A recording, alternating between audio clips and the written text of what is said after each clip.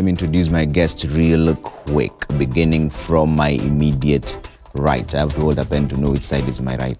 Ken Gishinga, Chief Economist, Mentorian. Thank you so much for making time. Thank you. Right next to Ken is Mr. Caxton Masudi, Deputy Commissioner, Policy Domestic and Taxes Department from the Kenya Revenue Authority. Good morning. Asante for making time.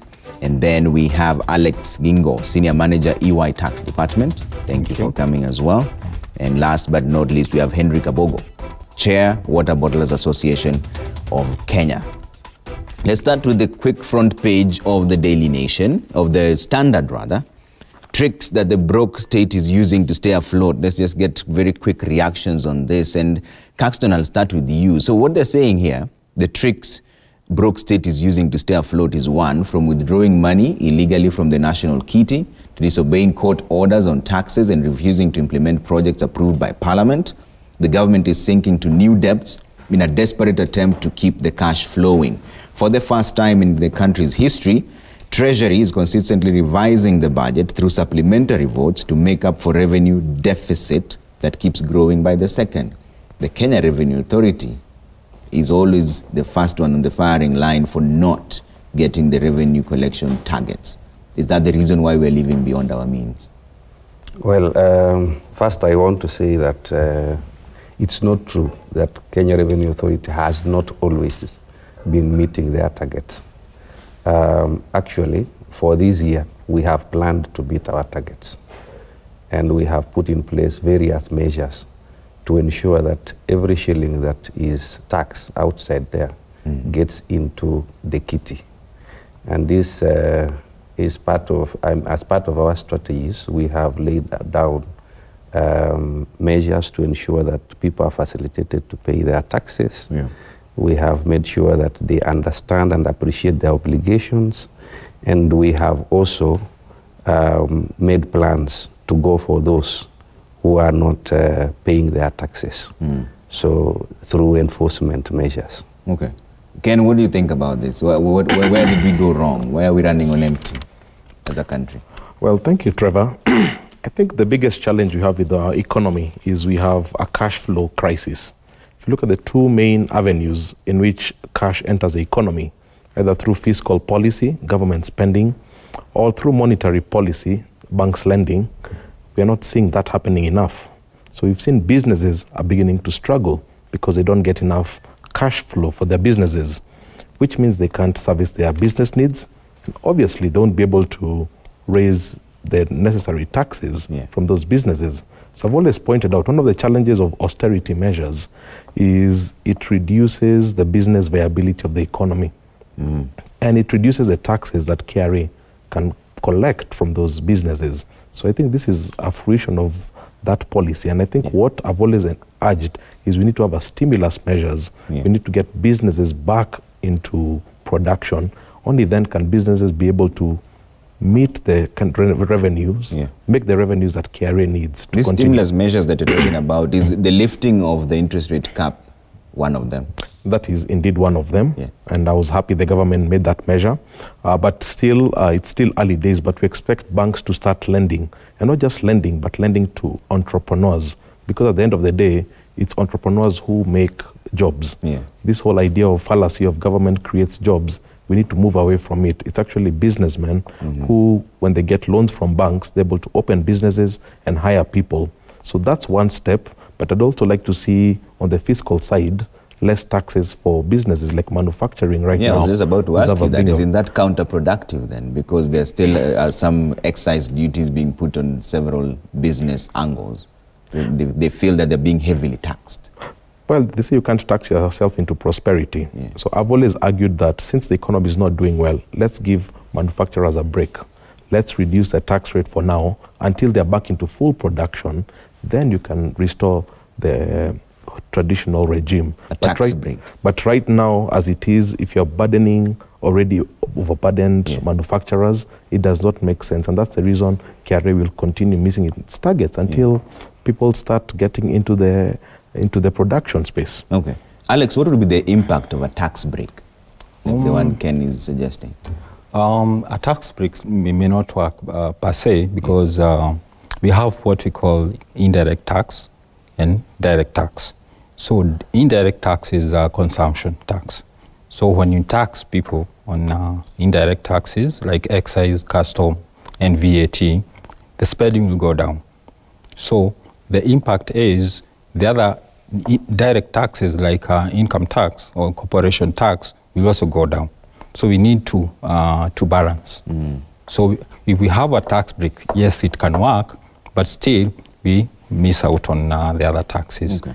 Yes, and when excise, for example, keep on going up for beer and all the other products, yes, the consumption is also going high, but these manufacturers have to struggle with prices, and it kind of affect their income. So these taxes, then the price bump goes to the consumer. Yes. The manufacturers don't even take that price. Yes. Okay. Yeah. Henry, you're in the business industry. In fact, the chair of Water Bottlers Association of Kenya. How has the business scene been like in your own assessment lately? Lately, we've been having issues, especially with pricing. Yeah. There are those who know the right taxes to pay. But now the market demands, maybe for water, the market demands low prices because this is a product that we used to give sometimes for free when we were young. Now you're coming to tax it. That has been a problem. And when we increase the prices, on the other side, people are refusing to buy and they are looking for the alternatives. Yeah. Another thing I wanted to comment about the economy now, it's if you look at the world,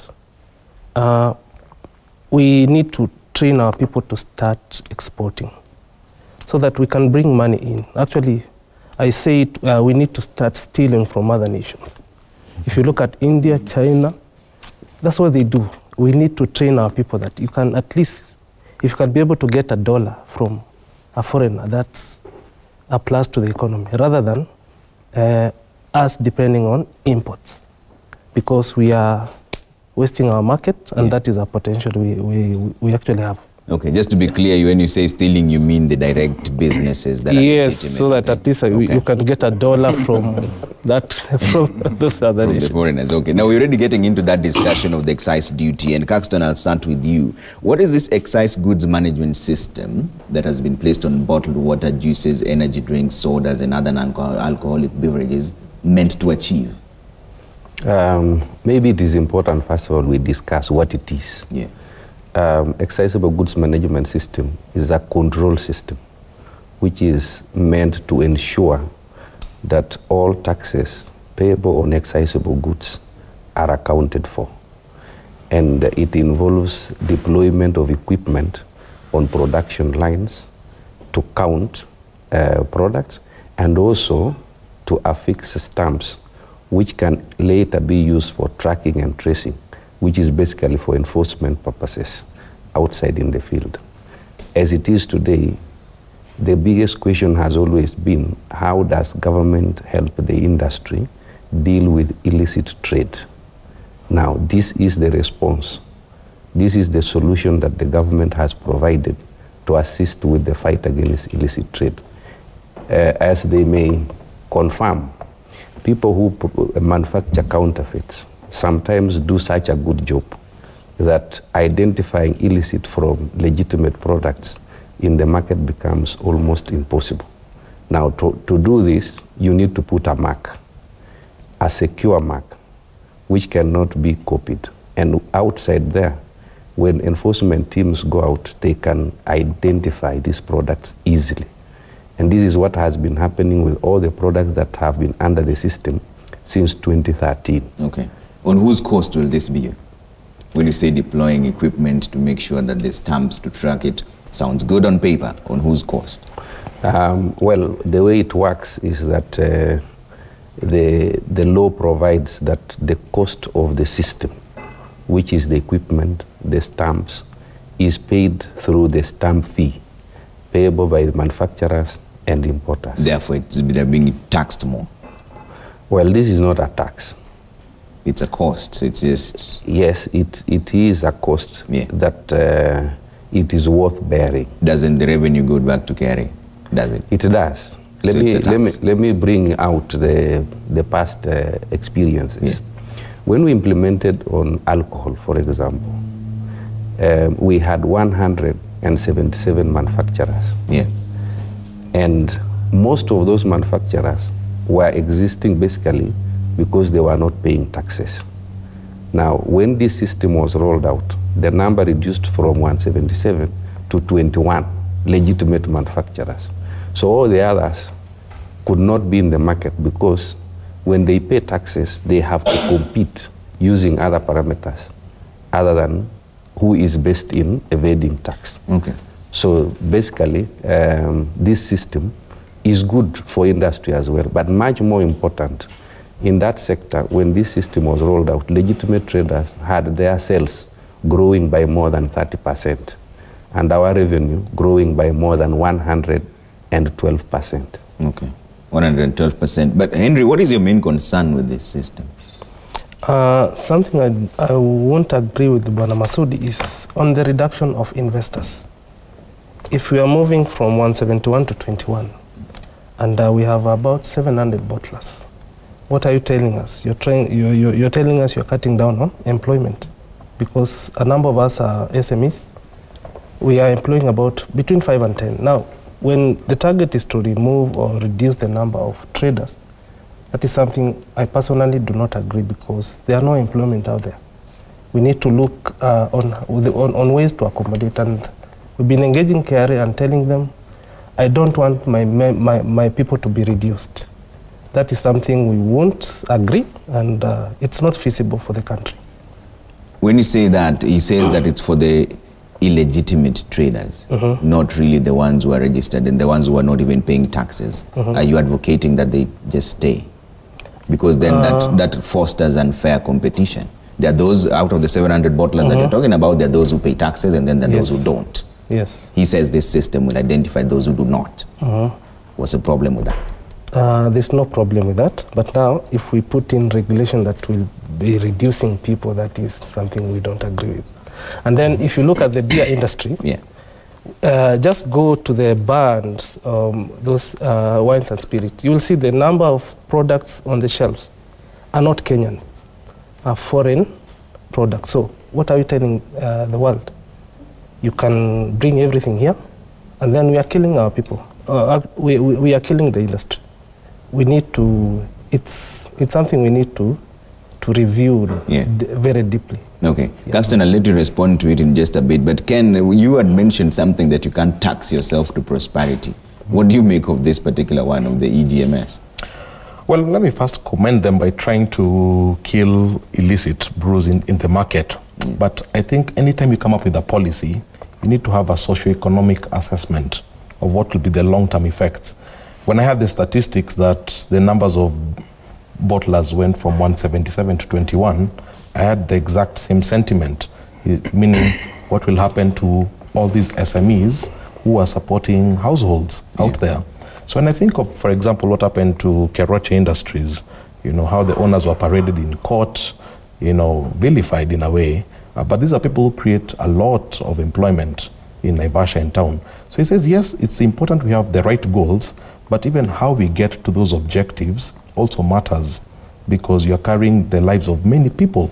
So the socio-economic assessment, the public participation in a lot of these policies has to come through, so that it's not, the end does not always justify the means. We really have to carry Kenyans along, give people some time frames to be able to move into the new mechanisms. Otherwise, we will end up with a country of a few people who can comply, but everybody is unemployed, and that's not a stable country.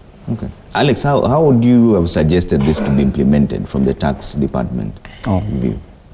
I think for me, it's okay to introduce a system which will enable KRA to collect more taxes. But I think we need also to strike a balance, because these kind of installation are costly to the small businesses. And I think KRA or the government may need to maybe support them in a way that this cost should not go to them. I know the big players in the industry, they're able to install. But you see, these are the people who are already paying taxes. So even if you install, maybe the additional revenue will be minimal for them. But we need to get these people who are not paying tax into the tax net. So it's okay, but let us support them to implement the system. even excise stamps. I don't know. Maybe it can be your cost. I don't know. Yeah, it should be the Kenya Revenue Authority. Caxton doesn't quite agree, but I will take a quick break. When we come back, we'll talk to Caxton about that, how they're addressing the concerns about the cost of production shooting up and the people as well, because water is something that is very crucial to them. There's the job issue that has also come up, and then there's the issue of fighting illicit trade. Where do we strike the balance? See you in just a bit. Keep your views coming as well. 22422, we'd like to sample some of them. At Trevor Mbija at Citizen TV Kenya, #Daybreak. We'll be speaking to the KRA officials and my experts in the studio as well in just a bit.